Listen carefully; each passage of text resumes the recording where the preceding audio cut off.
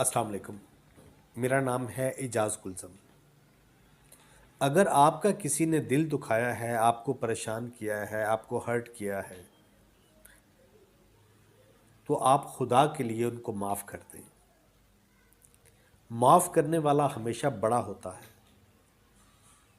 اور اگر کسی بھی طرح سے آپ یہ معاملہ اللہ پہ نہیں چھوڑ پا رہے، آپ سے برداشت نہیں ہو رہا،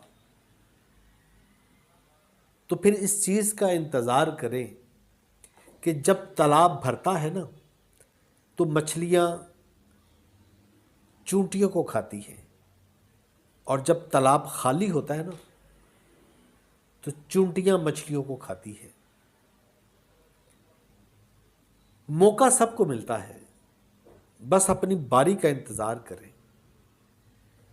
لیکن میں پھر بھی یہی کہوں گا کہ اگر آپ